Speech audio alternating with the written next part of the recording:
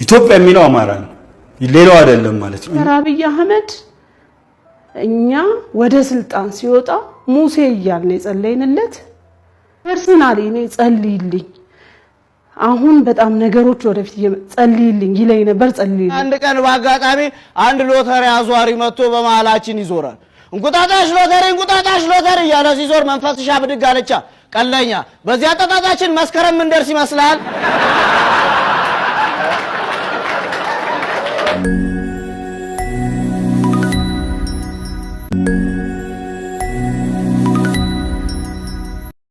ምነካ ያልጋውን አቅጣጫ ሲቀይር እንኳን እኮ እንቅልፍ የሚጠፋበት ሰው ነው የቤቱን ቀለምና አርማ ከለየም ከቀየረማ ሌላ ቤት የሰራ ነው የሚመስለው ደነገጡ በዚህ አዲስ ጉዳይና በለውጥ ይፈራል ፍርሃቱ ወደ ድንጋጤ ያድጋል የሚገርመው ነገር ደንግጦ አንተንም ያስደነግጣል ከዛ ድንጋጤው እንደ ትክክለኛ ማስረጃ ተጠቅሞ መግለጫ ያወጣና እንደ ሱፍ አበባ አንገት ሊያስደፋ ይሞክራል የፍራሹ ችግር ግራ በገባኝ ጊዜ ነው ያዝማሪው ባንጃው ግጥም ከቻ ነው አካለ ሳይቆሽሽ የለበስከው ሳድፍ ተባይ ቢበላህም ያደክማል እንጂ ጨርሶ አይገልህም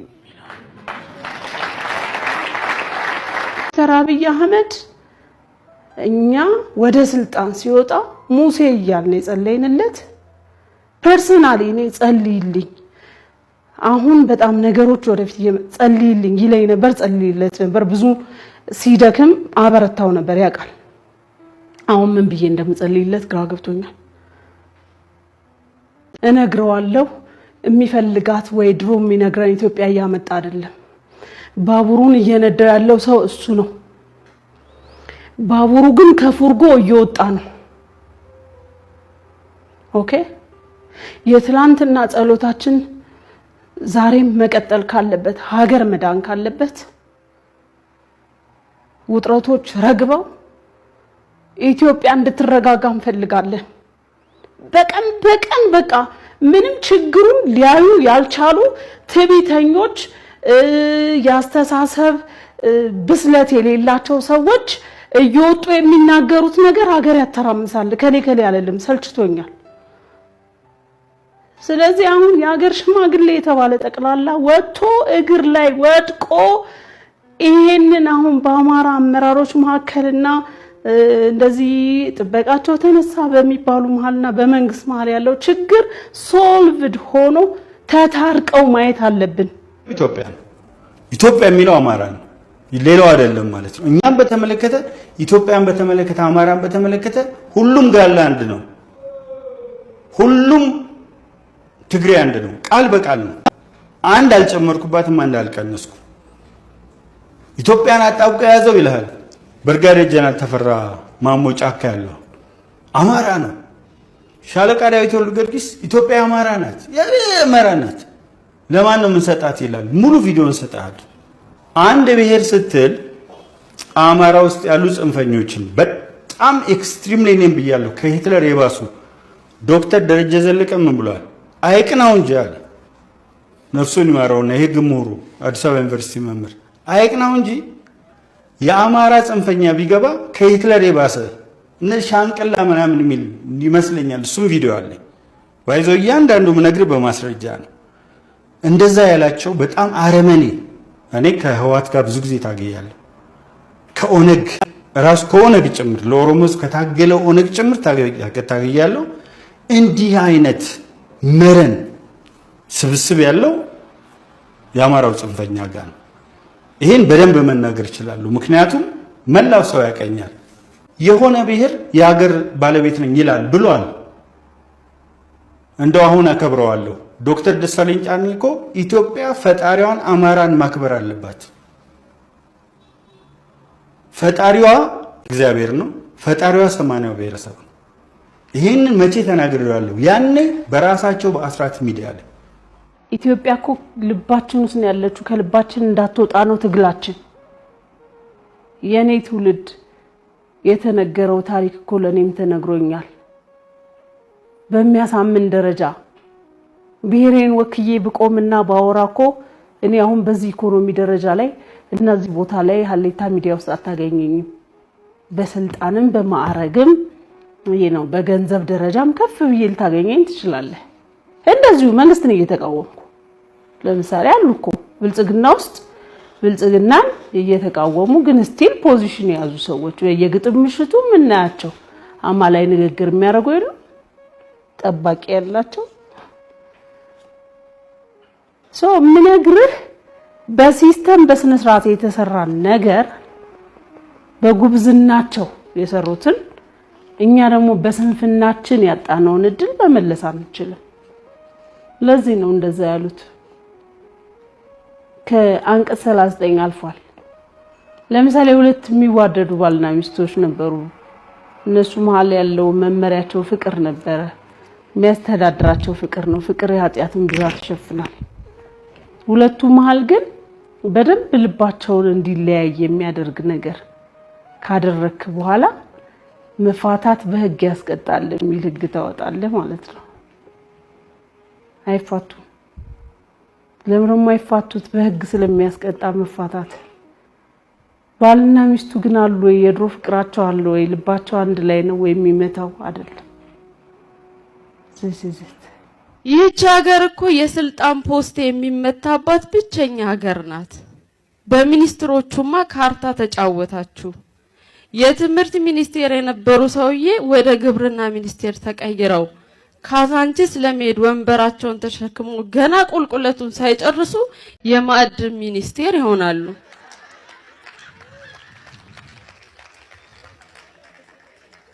አረ ተው። ሀገሪቷ ልክ ሌላ ሰው እንደሌላት እደግመዋለሁ፣ ልክ የሰው እጥረት እንዳለባት። ወይ የኔ ነገር እደግመዋለሁ ብዬ ሳልደግመው ልክ ሌላ ሰው እንደሌላት እነሱን እስኪነትቡ መጠቀም ምን የሚሉት ነው? ያኛው መንግስት እኮ ይህችን ጨዋታ ይጫወት ነበር። እየተገላበጥን በሰልን ማለት እኮ ይሄኔ ነው። ቅዱስ ሎሬንዞ የሮም ቤተክርስቲያን አቃቢና ዲያቆን ነበር። ታዲያ ከሚጠብቃቸው የቤተክርስቲያኒቱ ቅርሶች መካከል ክርስቶስ ከደቀ መዛሙርቱ ጋር በዕለተ ሐሙስ ያነሳት የወይን ጽዋ ትገኝበታለች። በዚያን ዘመን የነገሰው የሮም ንጉስ ቫለሪያን ደግሞ እነዚህን የቤተክርስቲያኒቱን ቅርሶች መውረስ ፈለገ። ቅዱስ ሎሬንዞ ይህን እቅድ ሲሰማ ነዳያንን ሰብስቦ ቅርሶቹን በሙሉ አከፋፍሎ ባዶ መጋዘን ታቅፎ ቁጭ አለ። ንጉስ ቫለሪያን ቅርሶቹን እንዲያስረክብ ሲጠይቀውም ነዳያኑን ሰብስቦ የቤተክርስቲያኒቱ ሀብቶች እኒ ናቸው፣ ከፈለክ ልትወስዳቸው ትችላለህ አለው። ንጉሱ በጣም በመናደዱ ቅዱስ ሎሬንዞ በእሳት ተጠብሶ እንዲገደል ወሰነ። በዚህም ቅዱስ ሎሬንዞ መጥበሻው ላይ በጀርባው ተንጋሎ ሲጠበስ ወደ ንጉሱ ዘወር አለና በጀርባዬ በኩል በስያለሁ፣ በጥሬው በኩል ገልብጠኝና የበሰለውን ብላ አለው። እኛም እንዲህ ነን። 27 ዓመት በጀርባችን ተጠብሰናል። ማነ ተረኛ በጥሬው በኩል ትገለብጠን?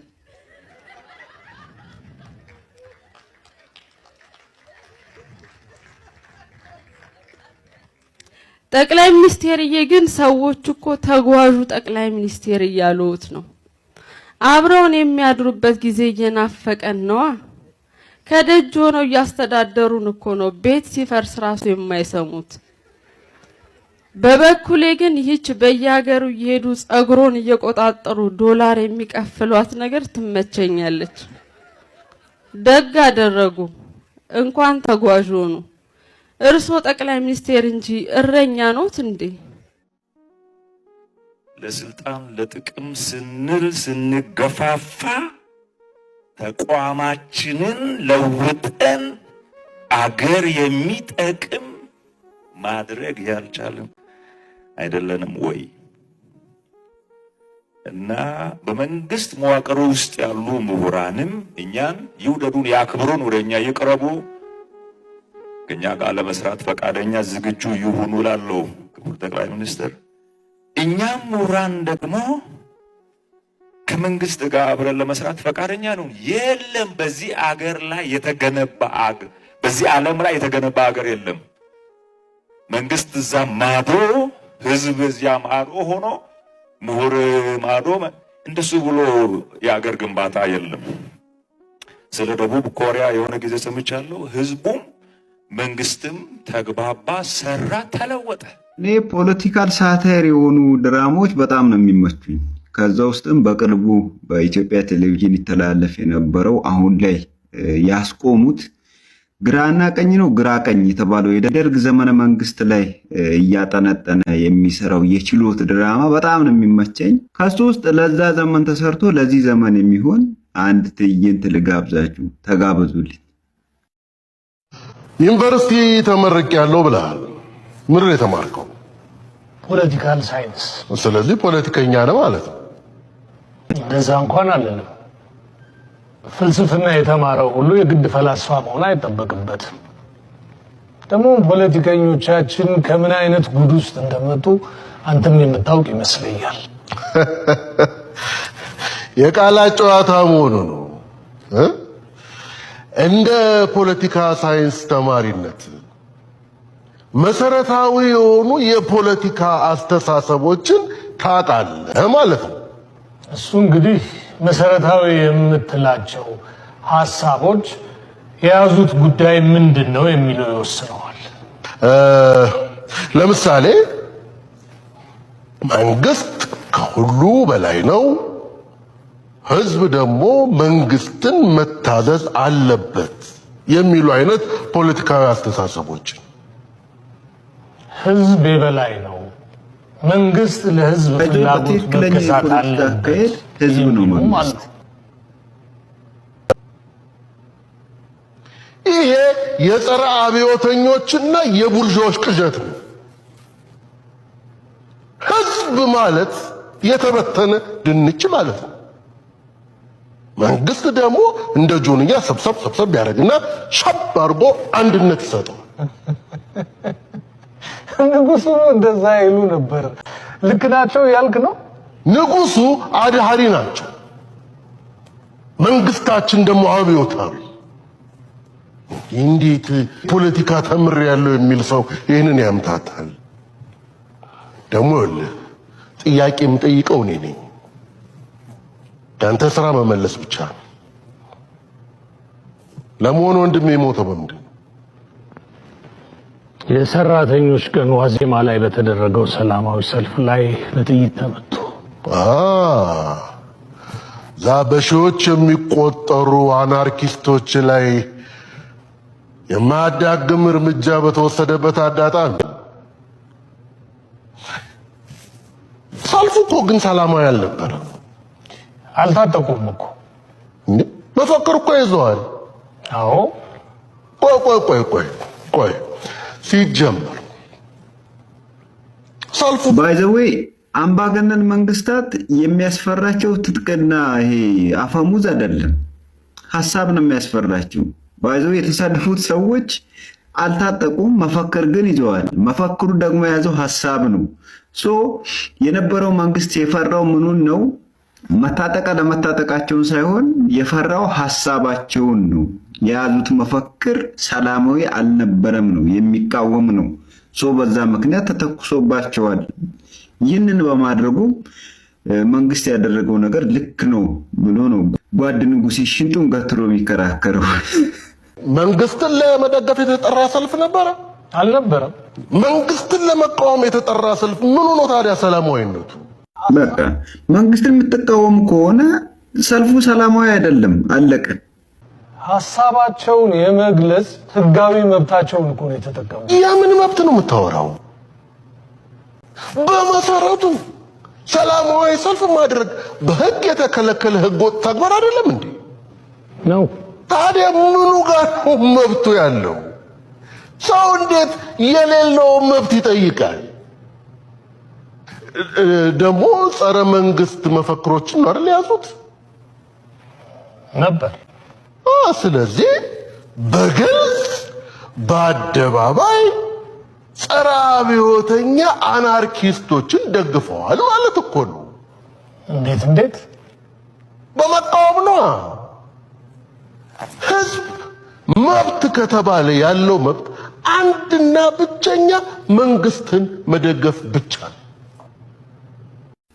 ባይዘው እንደዚህ አይነት ደስ የሚሉ ድራማዎችን ሳገኝ እንደዚህ እያመጡ አካፍላችኋለሁ። ይመጣል። ተጓዥ ልቤ ሄደ ሀገሩን ርቆ ሀገሩን ርቆ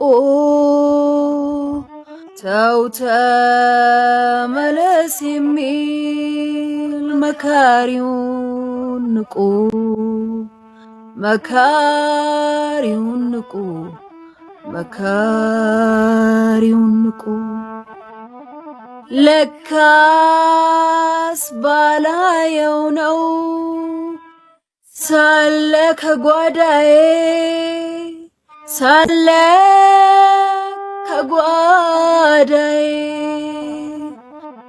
ተመንደሬ ወጣው ጥበብ ስጡኝ ብዬ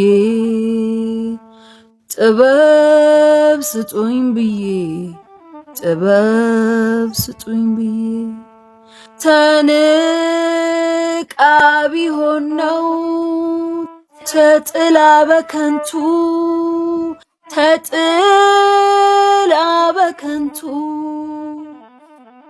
ረግጫት ያለፍኩ እኔ ከንቱ እኔ ከንቱ እኔ ከንቱ ከንቱ እኔ ከንቱ ከንቱ።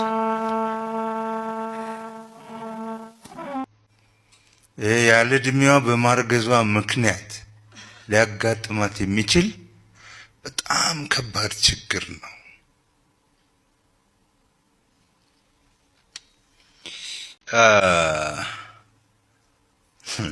በ16 ዓመት አግብታ ባናቱ እየወለደች ያለች ሴት በ23 ዓመቷ የወለደችውን አምስተኛ ልጅ ሞት ካጠገቧ ብድግ አረገው። ለቅሶ የመጡ ሰዎች እንግዲህ 4 ልጅ አለሽ ይብቃሽ አሏት። ግድ የለሽም ይብቃሽ፣ ምን ያደርጋል እነኚህኑ አስከትቢና ኮፒውን ከዛ በኋላ 4 ይበቁሻል። አባት ምን አለ? ምን አግብቷችሁ ነው? እኔ ቀለብ ስፈሩልኝ ብያለሁ እንዴ? ይወለድ እንጂ ይወለድ። ቢኖር ዘመድ ነው፣ ቢሞት ገንዘብ ነው አለ። እድር ለመቀበል እኮ ነው። አያችሁ የኛ የወንዶች እችን የምታክል አስተሳሰብ። ቢኖር ዘመድ ነው፣ ቢሞት ገንዘብ ነው። ይሄ የሞተው ልጅ እናቱ ሆድ 9 ወር ሲቀመጥ እናቱን ምን ሲሰራት እንደቆየ የሚያቅሰው እናቷና የእናቱ አይነት ተመሳሳይ ሂደት ውስጥ ያለፈች ሴት ብቻ ናት። ደግሞ 9 ወሩን ጨርሶ ወደዚህ ምድር ሲመጣ እንዴት እንደሚሰራት ከሷ ውስጥ ብጭቅና ምንጭቅ ብሎ እስኪወጣ ድረስ ያቺ የመጨረሻዋ ጊዜ በጣም ከባድ እንደሆነች እኔ ከአንድም 2 ሴቶች አጠገባቸው ሆኜ በልጅነት ጭምር አይቻለሁ። ስለዚህ ስታቲስቲክስ ቁጥር ብቻ አይደለም፣ ውስጡ ብዙ ነገር አለና ስንናገር